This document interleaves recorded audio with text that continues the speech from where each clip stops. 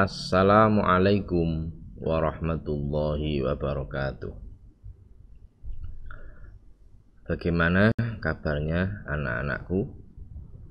Sehat semua ya? Mudah-mudahan kita selalu dalam keadaan sehat dan selalu dalam lindungan Allah Subhanahu wa Ta'ala. Hari ini kita melanjutkan materi Pendidikan Agama Islam bab 1 di semester genap. Sebelum kita memulai pembelajaran pada hari ini, mari kita awali dengan berdoa supaya nanti apa yang kita pelajari bisa bermanfaat dan barokah. Amin ya rabbal alamin. Bismillahirrahmanirrahim. Raditu billahi rabba wa bil islami dina wa bi Muhammadin nabiyya wa rasulah. Rabbi zidni ilma warzuqni fahma.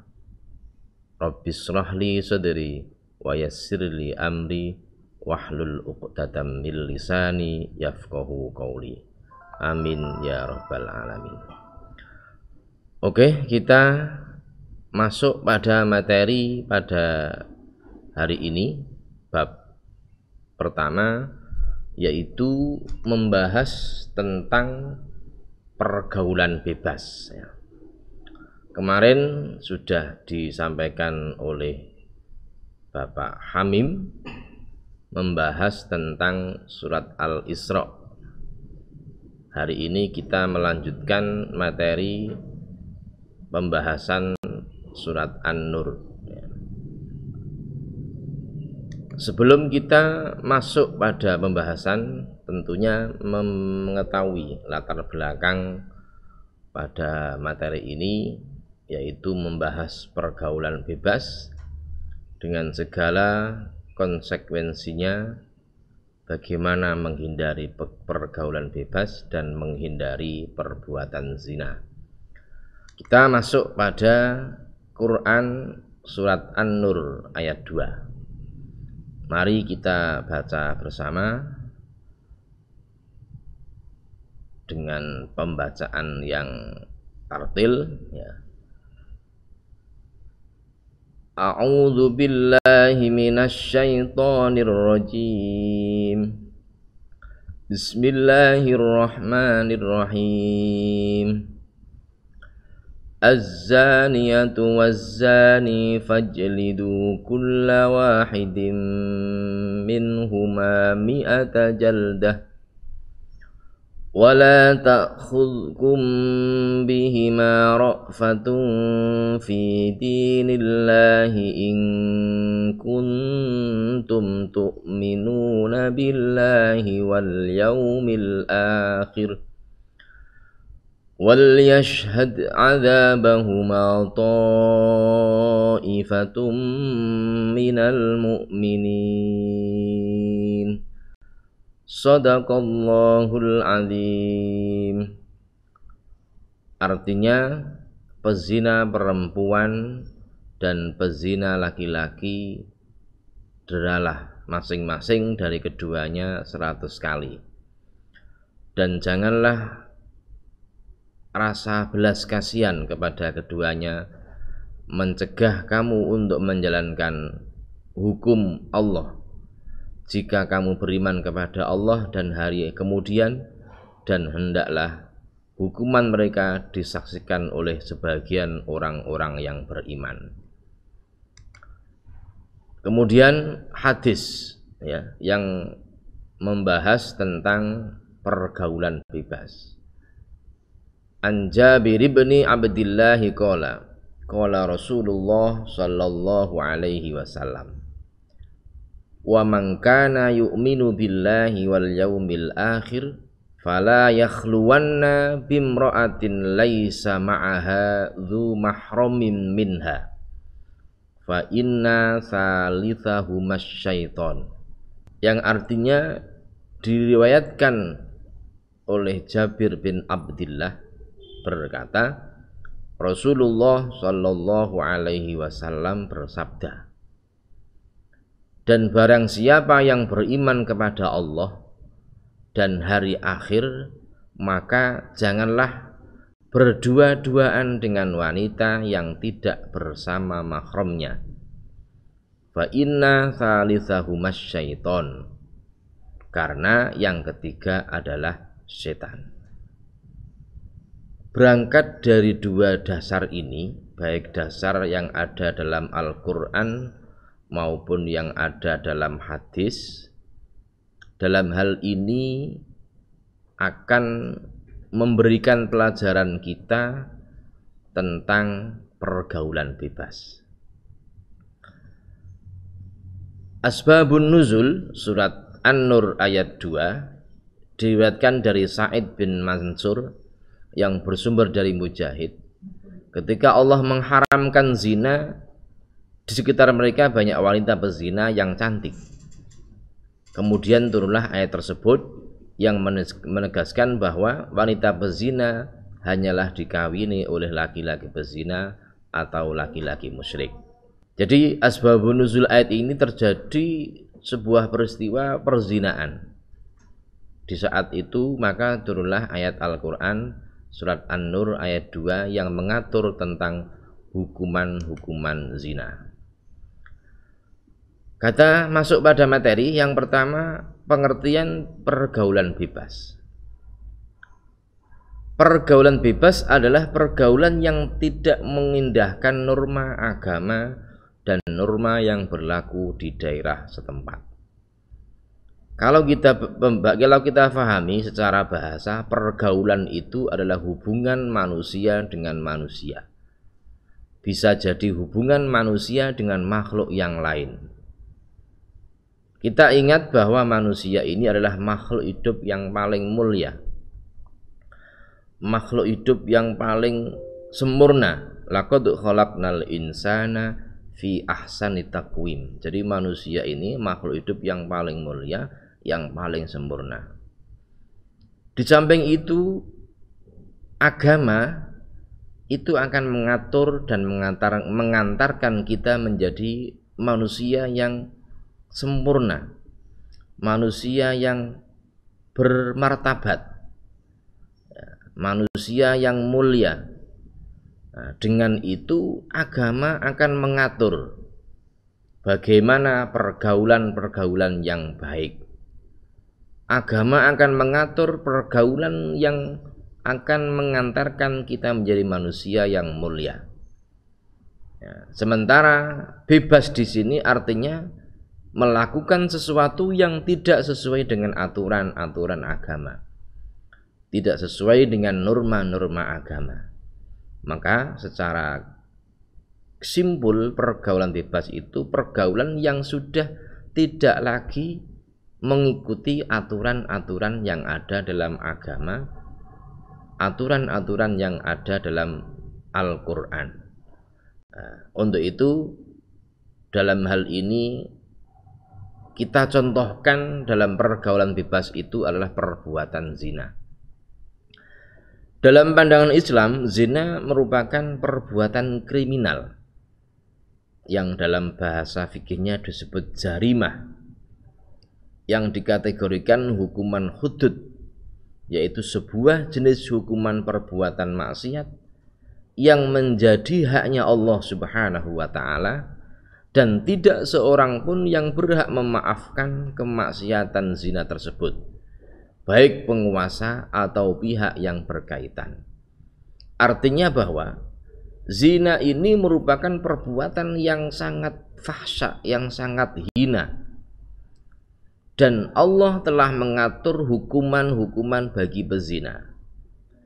Dan kita sebagai orang yang beriman, sebagai orang yang taat dengan perintah agama, tidak diperkenankan untuk ikut campur, apalagi memaafkan dalam hal perbuatan zina ini.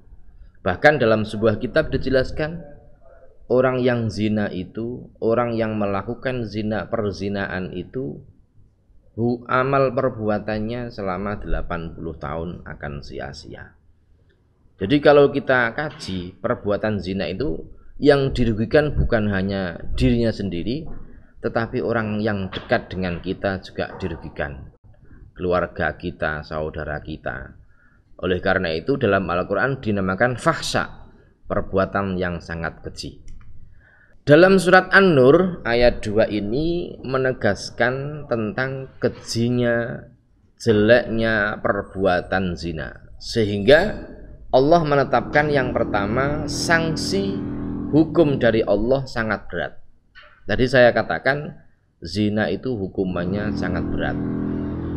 Yang kedua, pelaku zina diberikan hukuman. Kemudian yang ketiga, yang dikenakan hukuman kedua pelaku zina. Yang keempat, jika pelakunya laki-laki atau perempuan yang belum menikah, maka hukumannya didera 100 kali tanpa belas kasihan. Dan itu yang dinamakan zina ghairu muhsan, zinanya orang yang belum pernah menikah. Kemudian yang kelima, jika pelakunya laki-laki atau perempuan yang sudah menikah, maka hukumannya dirajam, yaitu dilempari batu setengah badan hingga meninggal dunia. Dan itu yang disebut zina muhsan. Dan yang terakhir, wal yashhad adzabahuma ta'ifatum minal mu'minin, artinya pelaksanaan hukuman yang dilakukan di tempat umum dan agar diketahui oleh orang banyak. Tujuannya dalam agama memberi pembelajaran, memberi peringatan kepada manusia atau orang lain supaya tidak melakukan perbuatan yang dinamakan perzinaan. Itu yang terdapat dalam ayat ini. Kemudian yang memiliki hak untuk menerapkan hukuman semua itu hanya khalifah atau kepala negara atau orang yang ditugasi. Semua itu berlaku pada negara yang menerapkan syariat Islam sebagai hukum positif di negara tersebut. Karena negara kita bukan negara Islam, negara hukum, maka tidak diatur dalam hukum negara, meskipun dalam agama itu perbuatan yang sangat keji. Kemudian hal yang perlu diperhatikan sebelum memutuskan hukuman bagi pelaku zina, yang dijadikan bukti adalah harus ada yang namanya saksi,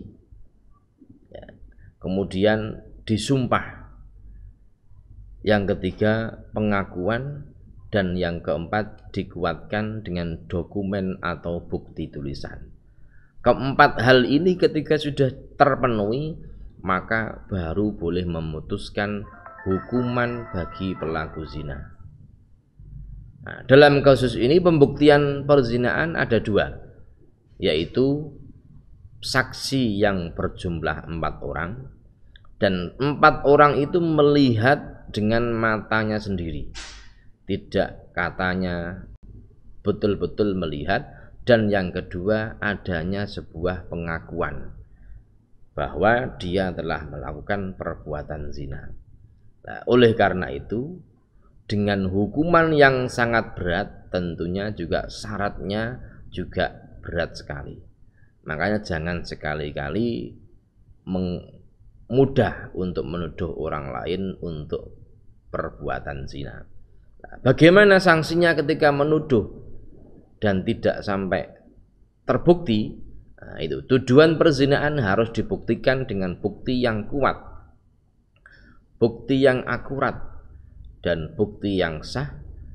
Dan dalam agama tidak diperbolehkan menuduh orang zina tanpa mendatangkan 4 saksi dan bukti yang kuat. Sebab hukuman orang yang menuduh zina itu sama dengan hukuman orang yang melakukan zina. Kemudian faktor penyebab pergaulan bebas. Nah, faktor penyebab pergaulan bebas atau zina ada 2. Yang pertama faktor dari dalam, dan yang kedua faktor dari luar. Faktor dari dalam diantaranya lemahnya pemahaman iman dan Islam. Ya, makanya kita sejak kecil sudah dididik dengan ilmu agama, sudah dididik dengan pemahaman dalam bertingkah laku, berakhlak. Makanya dengan lemahnya iman itu akan menjadi satu faktor untuk melakukan pergaulan bebas. Kemudian yang kedua, bisikan setan, pola pikir, rasa ingin tahu dan ingin mencoba. Ini berawal dari pergaulan. Ya, setan membisiki dan berpikir hal-hal yang negatif. Ya, kemudian ada rasa ingin tahunya, setelah mengetahui rasa ingin mencoba. Kemudian yang ketiga, lemahnya pemahaman terhadap dampak pergaulan bebas. Dan yang keempat, gaya hidup, artinya kita melakukan perbuatan sehari-hari tidak menyesuaikan dengan kemampuan atau menyesuaikan dengan aturan-aturan yang ada dalam agama. Yang terakhir, komunikasi yang tidak berjalan dengan baik. Itu diantara faktor-faktor dari dalam. Kemudian faktor dari luar. Faktor dari luar yang pertama adalah paham sekularisme dan liberalisme di kalangan masyarakat. Artinya dianggap bahwa zaman yang sudah seperti ini, ya, kita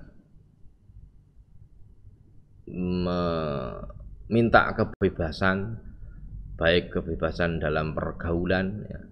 Sudah kita lihat sendiri zaman akhir seperti ini, seakan-akan aturan-aturan agama yang berkaitan dengan pergaulan, hubungan laki-laki dan perempuan sudah tidak ada yang memperhatikan, ya.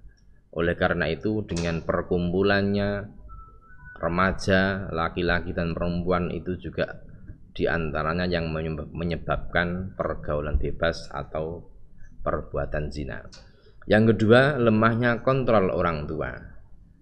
Coba kita bayangkan, orang tua sudah sibuk dengan perbuatan, dengan pekerjaannya, ya, sibuk dengan kegiatannya, dan kurang perhatian dengan anak, maka itu diantara salah satu faktor yang menyebabkan terjerumus pada pergaulan bebas. Yang ketiga, menurunnya fungsi kontrol dari masyarakat. Kemudian yang kelima, pengaruh media massa. Nah, seperti hari ini kita melakukan kemaksiatan sudah tidak perlu lagi mencari tempat. Dimanapun kita bisa berbuat maksiat, di rumah, di kamar, dan di mana. Karena dengan begitu dahsyatnya media massa, kalau kita salah dalam memanfaatkan, maka kita juga akan terjerumus pada perbuatan-perbuatan yang tercela. Dan faktor yang terakhir, minimnya sarana pengembangan dan aktivitas remaja.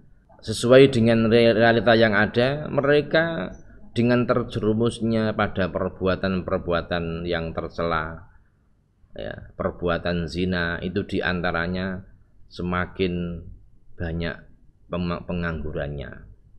Dan orang anak yang nganggur, manusia yang banyak nganggurnya tentunya akan berpikir sesuai dengan apa yang diinginkan. Kemudian dampak negatif pergaulan bebas dan perbuatan yang mendekatkan perbuatan zina. Yang pertama, ada melemahnya ketahanan iman. Iman itu bisa naik, bisa turun. Nah, supaya iman kita tetap dipertahankan, tentunya kita selalu menambah keilmuan dan selalu mendekatkan diri kepada Allah. Yang kedua, malas beribadah. Dan yang ketiga, pergaulan lawan jenis yang permisif. Yang keempat, adanya pelanggaran dengan mengkonsumsi minuman keras, terjangkitnya penyakit kelamin, HIV atau AIDS, dan yang terakhir, terjadinya tindak kekerasan. Itu diantara dampak-dampak negatif pergaulan bebas atau perbuatan yang mendekatkan pada perbuatan zina. Kemudian yang terakhir, manfaat dan hikmah menjauhi pergaulan bebas dan larangan mendekati zina. Yang pertama, adalah terhindar dari penyakit kelamin. Yang kedua, terhindar dari perbuatan dosa. Yang ketiga, terhindar dari penyakit kelamin. Yang keempat, terjaganya nama baik keluarga. Yang kelima, terhindar dari aib yang memalukan. Dan yang terakhir, jiwa dan raga tetap bersih. Itu diantara manfaat dan hikmah menjauhi pergaulan bebas dan larangan mendekati zina. Mungkin ini yang bisa saya sampaikan. Di akhir ini mari kita berdoa, ya, semoga kita selalu dalam lindungan Allah dan selalu dijaga oleh Allah supaya tidak terjerumus pada pergaulan bebas, terjerumus pada perbuatan-perbuatan yang tercela. Amin amin ya rabbal alamin. Mari kita tutup pada pertemuan ini dengan membaca doa kafaratul majlis. Bismillahirrahmanirrahim. Subhanakallahumma wa bihamdika asyhadu an la ilaha illa anta astaghfiruka wa atubu ilaik. Terima kasih dan saya akhiri. Assalamualaikum warahmatullahi wabarakatuh.